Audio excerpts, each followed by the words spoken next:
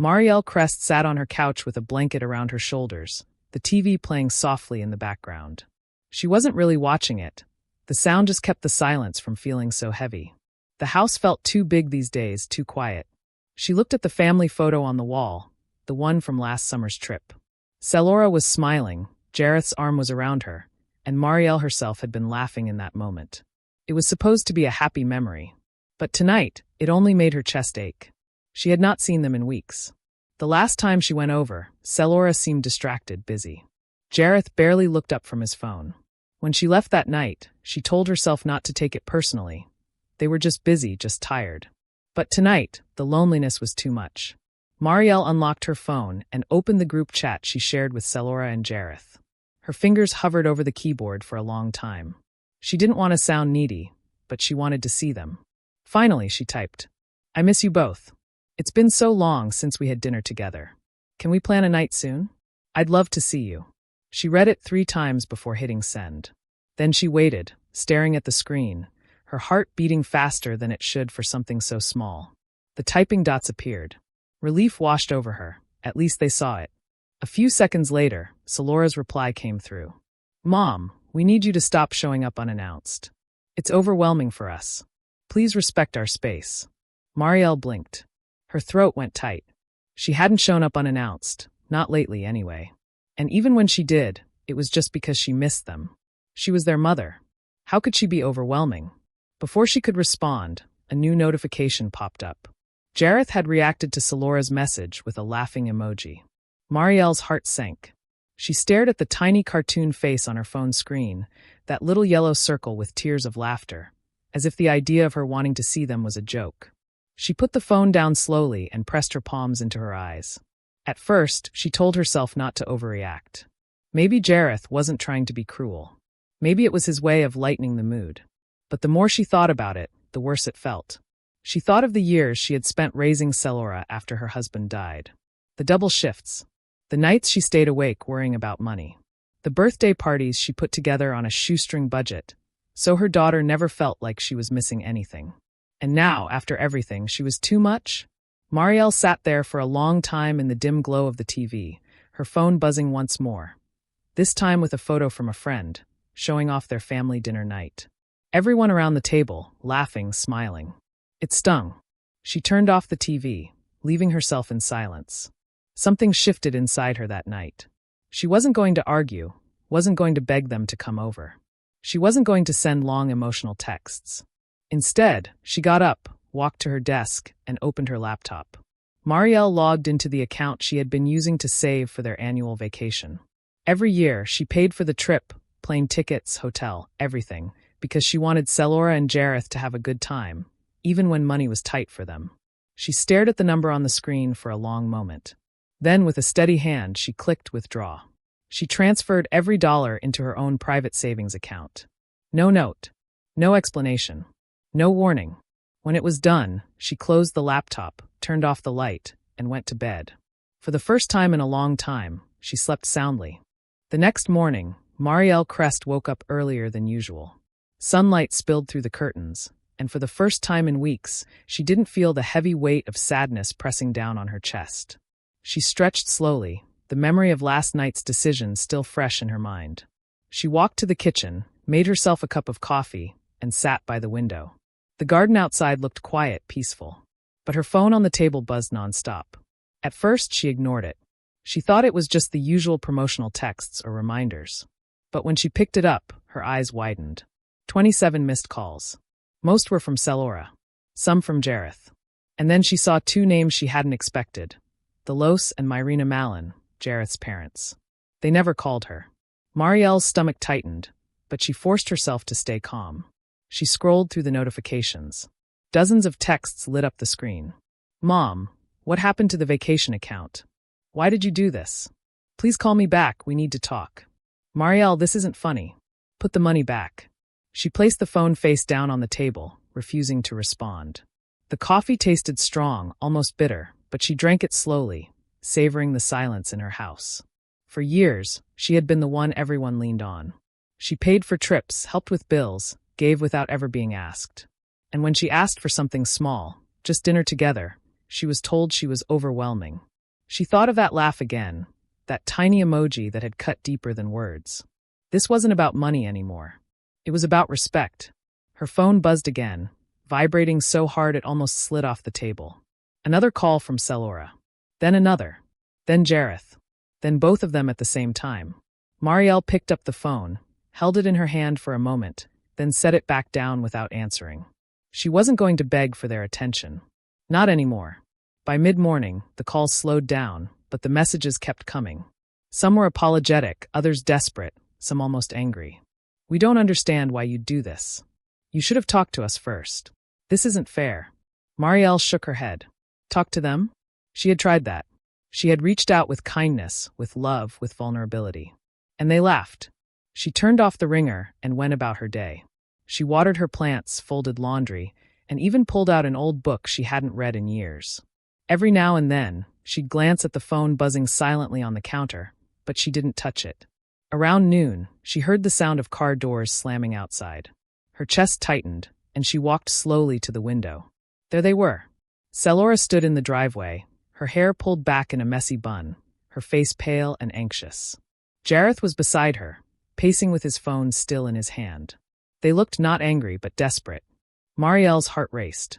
A part of her wanted to open the door right away, to comfort her daughter, to ask what was wrong. But another part of her told her to wait. To let them feel, just for a moment, what it was like to be ignored. She stood behind the curtain, watching them argue in low voices. Selora gestured toward the door, clearly urging Jareth to knock, but he hesitated, running his hand through his hair. Finally, Selora stepped forward and knocked firmly. Marielle froze. The sound echoed through the house, sharp and heavy. She pressed her hands against the wall, steadying herself. They had come. They weren't laughing anymore. Another knock. This one louder. Mom! Selora's voice cracked through the door. Please, can you open up? Marielle closed her eyes. For a moment, she imagined her younger Selora, the little girl who used to run into her arms after school, who used to beg for bedtime stories. That little girl wasn't trying to hurt her. But the woman outside she had. Jareth spoke next, his tone no longer mocking. Marielle, I'm sorry. I didn't mean to disrespect you. Please just let us talk. The words were muffled through the door, but they hit her like a wave. Jareth had never apologized to her before. Not once. Marielle's hand hovered over the doorknob. Her chest tightened. She could end this silence right now. She could let them in, let them explain. But she also knew the power she held in this moment. For the first time, they were the ones waiting on her. She stepped back from the door. She wasn't ready to open it, not yet. Instead, she walked back to the living room, sat down, and let them knock. She would make them wait just a little longer. She wanted them to understand that she wasn't someone they could brush aside anymore. Through the walls, she could hear Selora crying softly, her voice breaking.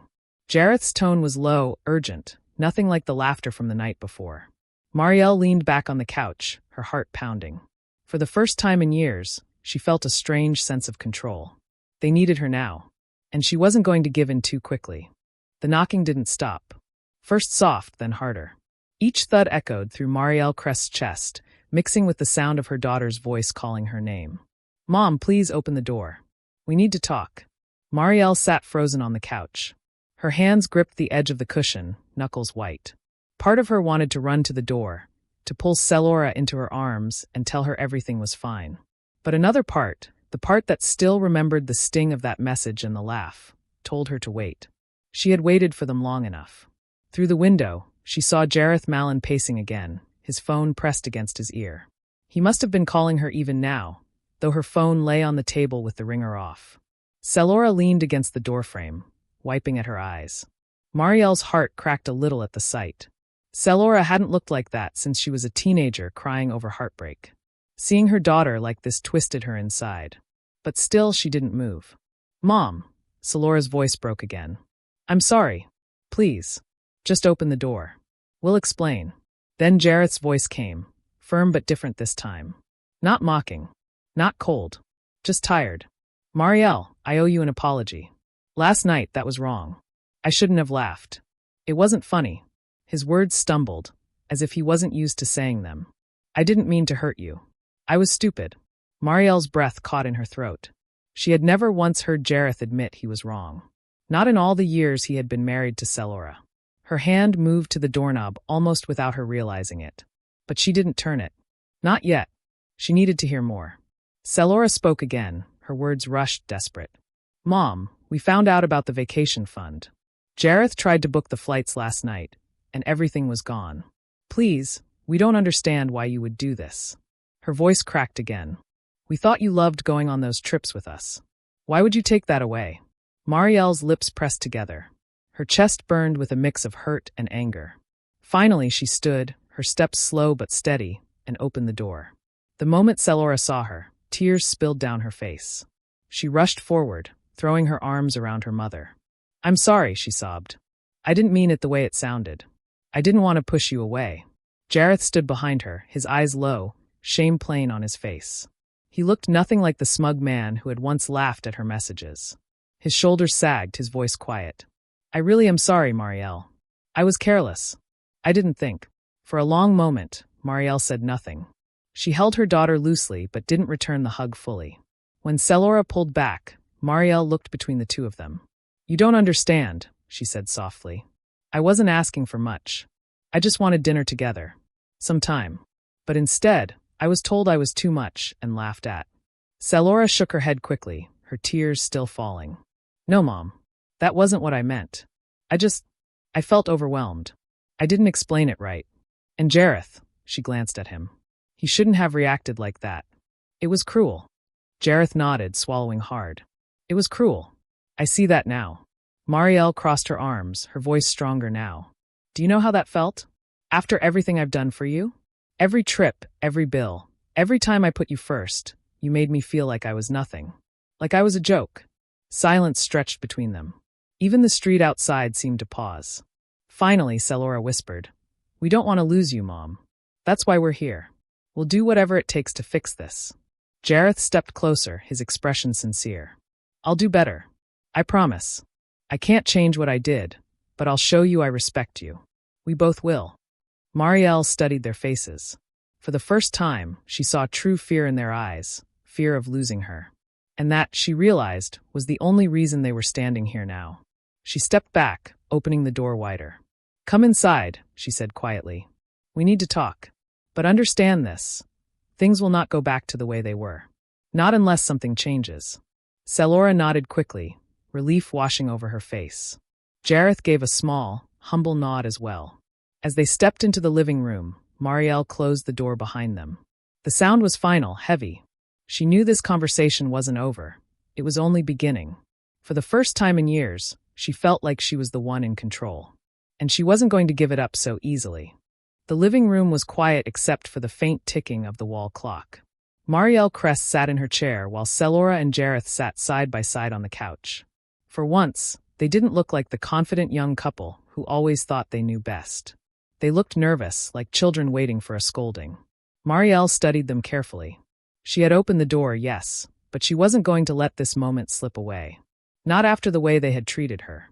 I want you both to listen, Marielle said slowly, her voice calm but firm. Last night, I sent a message because I was lonely. I wanted to see you. That's all. And what I got back, her eyes flicked to Jareth, was laughter. Jareth lowered his head. I know. I shouldn't have done that. I wasn't thinking about how it would feel to you. It was stupid. Marielle's gaze moved to Selora. And from you, my own daughter, I got words that cut like a knife. Stop showing up unannounced. Like I'm some stranger barging in. Do you know what that felt like, Selora? After everything I've done. Tears spilled down Selora's cheeks again. Mom, I didn't mean it like that. I was stressed, I was trying to set boundaries, but I worded it wrong. I didn't mean to hurt you. Marielle leaned back in her chair, her arms crossed. Do you know why I took away the vacation fund? Neither of them spoke. They only looked at her, waiting. Because I needed you to feel what I felt, Marielle continued. I needed you to know what it's like to expect something you've relied on, and suddenly, it's gone. Just like that. That's how it felt when you dismissed me. Like I didn't matter anymore. The room fell into heavy silence. Finally, Jareth spoke. You're right. We were selfish. We took you for granted. I thought of those trips as just something that was always there. I never thought about what it cost you, or how much effort you put into it. That was wrong. Selora reached for her mother's hand, her voice trembling. Mom, I love you. I never wanted you to feel unwanted. I was wrong to say what I said. Please forgive me." For a long time, Marielle said nothing. She looked at her daughter's hand over hers, and then at Jareth's downcast face. This was the moment she had been waiting for. Not money, not power, but respect. "You want forgiveness?" she said finally. "Then show me you mean it. Don't just say the words. Prove it. I don't want to be your backup plan. I don't want to be the one you call only when you need something. If I'm going to be in your life, then it's going to be with respect." Selora nodded quickly, tears streaming. "Yes, Mom. I promise. I'll do better." Jareth lifted his eyes, his voice steady now. "I'll do better too. No more jokes at your expense. No more making you feel small. You don't deserve that." Marielle finally allowed herself to soften, just a little. She squeezed Selora's hand. "I'll think about restoring the vacation fund. But not yet. Not until I see the change. Until then, that money is mine." Neither Selora nor Jareth argued.